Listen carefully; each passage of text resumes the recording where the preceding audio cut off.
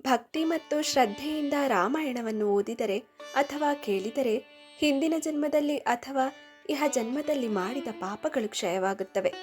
ಇದು ಕೇವಲ ಕಥೆಯಲ್ಲ, ನಮ್ಮ ಆತ್ಮ ಉದ್ಧಾರವಾಗುವ ಮತ್ತು ಪರಮಾತ್ಮನನ್ನು ಹೊಂದುವ ಭಕ್ತಿಯ ಶ್ರೇಷ್ಠ ಮಾರ್ಗವಾಗಿದೆ. ಬಾಲಕಾಂಡದ 53ನೆಯ ಸ್ವರ್ಗ. ಕಾಮಧೇನುವಿನ ಸಹಾಯದಿಂದ ವಸಿಷ್ಠರು ವಿಶ್ವಾಮಿತ್ರರನ್ನು ಅವರ ಪರಿವಾರದವರನ್ನು ಯಥೋಚಿತವಾಗಿ ಸತ್ಕರಿಸಿದುದು.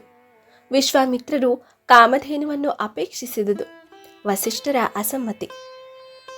ಶತ್ರುಸೂದನನೇ, ವಸಿಷ್ಠರಿಂದ ಹೀಗೆ ಹೇಳಲ್ಪಟ್ಟ ಇಷ್ಟಾರ್ಥಗಳನ್ನು ಕರೆಯುವ ಸಾಮರ್ಥ್ಯವುಳ್ಳ ಶಬಲೆಯು ಯಾರು ಯಾರಿಗೆ ಯಾವ ಯಾವ ವಿಧವಾದ ಮತ್ತು ಯಾವ ರುಚಿಯು ಊಟದಲ್ಲಿ ಅಪೇಕ್ಷೆ ಇದೆಯೋ ಅಂತಹ ದಿವ್ಯವಾದ ಭೋಜನವನ್ನು ಕ್ಷಣ ಮಾತ್ರದಲ್ಲಿ ಸಿದ್ಧಪಡಿಸಿದಳು.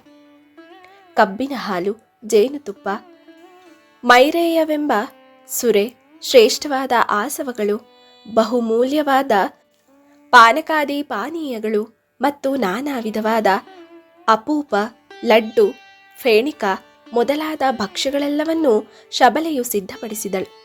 ಬಿಸಿ ಬಿಸಿಯಾದ ಪರ್ವತೋಪಮವಾದ ಅನ್ನರಾಶಿಗಳು ಸಿದ್ಧವಾದವು. ನಾನಾ ವಿಧವಾದ ಪಾಯಸಗಳು, ತೊವ್ವೆಗಳು ಸಿದ್ಧವಾದವು. ಹಾಲು, ಮೊಸರು ಮತ್ತು ತುಪ್ಪಗಳ ಕಾಲುವೆಗಳನ್ನೇ ಶಬಲೆಯು ಅರಿಸಿದಳು.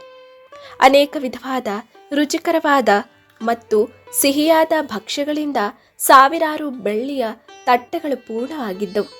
ಯಥೇಚ್ಛವಾಗಿ ಬಡಿಸಿದ ರುಚಿಕರವಾದ ಮೃಷ್ಟಾನ್ನವನ್ನು ಊಟ ಮಾಡಿ ವಿಶ್ವಾಮಿತ್ರರ ಸೈನಿಕರು ಪುಷ್ಟರು ಮತ್ತು ತುಷ್ಟರೂ ಆದರು. ವಸಿಷ್ಠರು ವಿಶ್ವಾಮಿತ್ರರನ್ನು ಮತ್ತು ಅವರ ಪರಿವಾರವನ್ನು ಬಹಳ ಚೆನ್ನಾಗಿ ಸತ್ಕರಿಸಿದರು. ವಿಶ್ವಾಮಿತ್ರರು ವಸಿಷ್ಠರ ಸತ್ಕಾರದಿಂದ ಸಂತುಷ್ಟರಾದರು. ಅಂತಃಪುರ ಪರಿವಾರದೊಡನೆಯೂ ಬ್ರಾಹ್ಮಣ ಪುರೋಹಿತರೊಡನೆಯೂ ಅಮಾತ್ಯರೊಡನೆಯೂ ಮಂತ್ರಿಗಳೊಡನೆಯೂ ಸೇವಕರೊಡನೆಯೂ ಕುಳಿತು ವಸಿಷ್ಠರ ಆತಿಥ್ಯವನ್ನು ಸ್ವೀಕರಿಸಿದ ವಿಶ್ವಾಮಿತ್ರರು ಪರಮ ಸಂತುಷ್ಟರಾಗಿ ವಸಿಷ್ಠರಿಗೆ ಹೇಳಿದರು. ಬ್ರಾಹ್ಮಣ ಶ್ರೇಷ್ಠರೇ, ಪೂಜ್ಯರಾದ ತಮ್ಮಿಂದ ನಾನಿಂದು ಸತ್ಕೃತನಾದೆನು. ಹೊರಡುವ ಮೊದಲು ಒಂದು ಮಾತನ್ನು ಹೇಳುವೆನು, ಕೇಳಿರಿ. 1,00,000 ಗೋವುಗಳನ್ನು ತೆಗೆದುಕೊಂಡು ಈ ಶಬಲೆಯನ್ನು ನನಗೆ ಕೊಡಿರಿ. ಇದು ನಿಶ್ಚಯವಾಗಿಯೂ ಗೋಜಾತಿಗೆ ರತ್ನಪ್ರಾಯವಾಗಿದೆ. ಮೇಲಾಗಿ ರಾಜನು ಯಾವಾಗಲೂ ರತ್ನಗಳ ಅಂದರೆ ಉತ್ಕೃಷ್ಟ ವಸ್ತುಗಳ ಸಂಗ್ರಹಣೆಯಲ್ಲಿ ಆಸಕ್ತನಾಗಿರುವನು. ಆದುದರಿಂದ ನಾನು ನಿಮ್ಮಲ್ಲಿರುವ ಶಬಲೆಯನ್ನು ಬೆಲೆಗೆ ಕೇಳುವುದು ಧರ್ಮವಾಗಿದೆ. ನೀವು ಕೊಡುವುದು ಸಾಧುವಾಗಿದೆ. ರಾಘವ ಅದಕ್ಕೆ ಉತ್ತರವಾಗಿ ಮುನಿಪುಂಗವರಾದ ಧರ್ಮಾತ್ಮರಾದ ವಸಿಷ್ಠರು ಮಹೀಪತಿಗೆ ಹೇಳಿದರು. ಮಹಾರಾಜ, 1,00,000 ಗೋವುಗಳ ಬೆಲೆಗೂ ನನ್ನ ಶಬಲೆಯನ್ನು ಕೊಡಲಾರೆ. 1,000,000,000 ಗೋವುಗಳ ಬೆಲೆಗೂ ಕೊಡಲಾರೆನು. ಬೆಳ್ಳಿಯ ರಾಶಿಗಳನ್ನೇ ನನ್ನ ಮುಂದೆ ಸುರಿದರೂ ನಾನು ನನ್ನ ಶಬಲೆಯನ್ನು ಕೊಡುವುದಿಲ್ಲ. ಮೇಲಾಗಿ ಕೌಶಿಕ, ಇವಳು ನನ್ನಿಂದ ಬೇರ್ಪಡಲು ಯೋಗ್ಯಳೂ ಅಲ್ಲ. ನಾನಿವಳನ್ನು ಪರಿತ್ಯಾಗ ಮಾಡುವ ಸಾಧ್ಯತೆಯೂ ಇಲ್ಲ. ಆತ್ಮಜ್ಞಾನಿಗಳಿಗೆ ಸ್ವಾಭಾವಿಕವಾಗಿಯೇ ಪ್ರಾಪ್ತವಾಗುವ ಶಾಶ್ವತ ಕೀರ್ತಿಯನ್ನು ಬೇರ್ಪಡಿಸಲು ಹೇಗೆ ಸಾಧ್ಯವಿಲ್ಲವೋ ಹಾಗೆ ಬ್ರಹ್ಮದತ್ತಳಾದ ಈ ಶಬಲೆಯನ್ನು ನಾನು ಪರಿತ್ಯಜಿಸಲು ಸಮರ್ಥನಲ್ಲ. ಇದೂ ಅಲ್ಲದೆ ಇವಳು ನನ್ನ ನಿತ್ಯ ಜೀವನದಲ್ಲಿ ಸೇರಿ ಹೋಗಿದ್ದಾಳೆ. ನಾನು ನಿತ್ಯ ನೈಮಿತ್ತಿಕವಾಗಿ ಮಾಡುವ ಪ್ರತಿಯೊಂದು ಕರ್ಮಕ್ಕೂ ಇವಳೇ ಸಾಧನಭೂತಳಾಗಿದ್ದಾಳೆ. ಹವ್ಯ ಕವ್ಯಗಳು, ನನ್ನ ಶರೀರ ಪೋಷಣೆ, ಅಗ್ನಿಹೋತ್ರ, ಭೂತಬಲಿ, ಹೋಮ ಇವುಗಳೆಲ್ಲವೂ ಶಬಲೆಯ ಅಧೀನವಾಗಿಯೇ ಇವೆ. ಈ ಹಸುವಿನ ಸಹಕಾರದಿಂದಲೇ ನಾನು ಇವುಗಳೆಲ್ಲವನ್ನು ಮಾಡುತ್ತಿರುವೆನು. ಇಂಥವಳನ್ನು ಪರಿತ್ಯಾಗ ಮಾಡುವ ಸಾಧ್ಯತೆ ಇಲ್ಲ. ಖಂಡಿತವಾಗಿ ನಾನಿವಳನ್ನು ಕೊಡುವುದಿಲ್ಲ. ಸ್ವಾಹಾಕಾರ, ವಷಟ್ಕಾರಗಳನ್ನೊಳಗೊಂಡ ಯಜ್ಞಗಳಿಗೆ ಉಪಕರಣಗಳನ್ನು ಒದಗಿಸುವವಳು ಇವಳೆ. ಅನೇಕಾನೇಕ ವಿದ್ಯೆಗಳ ಪ್ರಾಪ್ತಿಗೂ ಇವಳೇ ಸಾಧನಭೂತಳಾಗಿದ್ದಾಳೆ. ಒಂದೇ ಮಾತಿನಲ್ಲಿ ಹೇಳುವುದಾದರೆ ನನ್ನ ಸರ್ವಸ್ವವು ಈ ಶಬಲೆಯೇ ಆಗಿದ್ದಾಳೆ.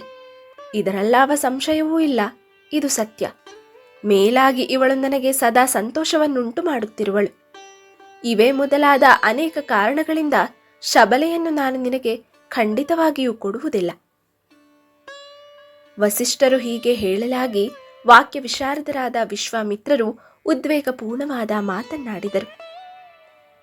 ಮಹರ್ಷಿಗಳೇ, ಸೊಂಟ ಮತ್ತು ಕುತ್ತಿಗೆಗಳಲ್ಲಿ ಚಿನ್ನದ ಸರಪಣಿಗಳಿಂದ ಅಲಂಕೃತವಾದ, ಸುವರ್ಣದಿಂದ ನಿರ್ಮಿತವಾದ ಅಂಕುಶಗಳನ್ನೊಳಗೊಂಡ 14,000 ಆನೆಗಳನ್ನು ಈ ಶಬಲೆಯ ಮೌಲ್ಯವಾಗಿ ಕೊಡುತ್ತೇನೆ. 4 ಬಿಳಿಯ ಕುದುರೆಗಳನ್ನು ಕಟ್ಟಿರುವ ಸಾವಿರಾರು ಘಂಟೆಗಳಿಂದ ಅಲಂಕರಿಸಲ್ಪಟ್ಟಿರುವ 800 ಚಿನ್ನದ ರಥಗಳನ್ನು ಕೊಡುತ್ತೇನೆ. ಕಾಂಬೋಜ, ಬಾಹ್ಲಿಕಾದಿ ದೇಶಗಳಲ್ಲಿ ಹುಟ್ಟಿರುವ ಗಂಧರ್ವ ಜಾತಿಗೆ ಸೇರಿದ ಮಹಾವೇಗವುಳ್ಳ 1,010 ಕುದುರೆಗಳನ್ನು ಕೊಡುತ್ತೇನೆ. ನಾನಾ ವಿಧವಾದ ಬಣ್ಣಗಳುಳ್ಳ ಯುವಾವಸ್ಥೆಯಲ್ಲಿರುವ ಚೊಚ್ಚಲುಗಳಾಗಿರುವ 1,000,000 ಗೋವುಗಳನ್ನು ಕೊಡುತ್ತೇನೆ. ಇವುಗಳೆಲ್ಲವನ್ನು ತೆಗೆದುಕೊಂಡು ನಿಮ್ಮ ಬಳಿಯಲ್ಲಿರುವ ಅಮೋಘವಾದ ಈ ಒಂದು ಹಸುವನ್ನು ಕೊಡಿರಿ.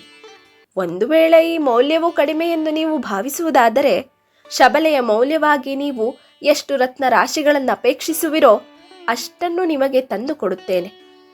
ನೀವಪೇಕ್ಷಿಸಿದಷ್ಟು ದ್ರವ್ಯವನ್ನು ತೆಗೆದುಕೊಂಡಾದರೂ ಈ ಶಬಲೆಯನ್ನು ನನಗೆ ಕೊಡಿರಿ.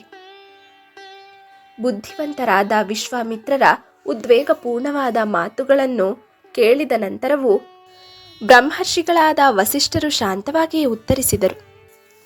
ಮಹಾರಾಜ, ಏನೇ ಆದರೂ ನೀನು ಎಷ್ಟೇ ಕೊಟ್ಟರೂ ನನ್ನ ಶಬಲೆಯನ್ನು ಮಾತ್ರ ನಿನಗೆ ಖಂಡಿತವಾಗಿಯೂ ಕೊಡುವುದಿಲ್ಲ.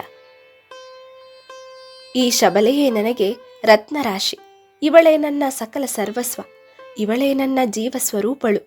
ದರ್ಶ, ಪೂರ್ಣಮಾಸಗಳು, ಯಜ್ಞಗಳು, ಯಜ್ಞ ಸಂಬಂಧವಾದ ದಕ್ಷಿಣೆಗಳು, ಇವುಗಳಲ್ಲದೆ ಇನ್ನೂ ಅನೇಕ ವಿಧವಾದ ಕ್ರಿಯೆಗಳು ಎಲ್ಲವೂ ಶಬಲೆಯೇ ಆಗಿದ್ದಾಳೆ. ಇವಳಿಂದಲೇ ನಾನು ಸಕಲವನ್ನು ಸಾಧಿಸಿಕೊಳ್ಳುತ್ತಿದ್ದೇನೆ. ಅನುದಿನವೂ ಮಾಡುತ್ತಿರುವ ಸಕಲ ವಿಧವಾದ ಕ್ರಿಯೆಗಳಿಗೂ ಇವಳೇ ಮೂಲಾಧಾರಳಾಗಿರುವಳು. ಈ ವಿಷಯದಲ್ಲಿ ಸಂಶಯ ಪಡುವ ಕಾರಣವಿಲ್ಲ. ನೀನೆಷ್ಟೇ ಉದ್ವೇಗಗೊಂಡರೂ ಪ್ರಲಾಪ ಮಾಡಿದರೂ ಇಷ್ಟಾರ್ಥಪ್ರದಳಾದ ಈ ಶಬಲೆಯನ್ನು ಖಂಡಿತವಾಗಿಯೂ ನಿನಗೆ ಕೊಡುವುದಿಲ್ಲ. ಇಲ್ಲಿಗೆ 53ನೇ ಸರ್ಗವು ಮುಗಿಯಿತು.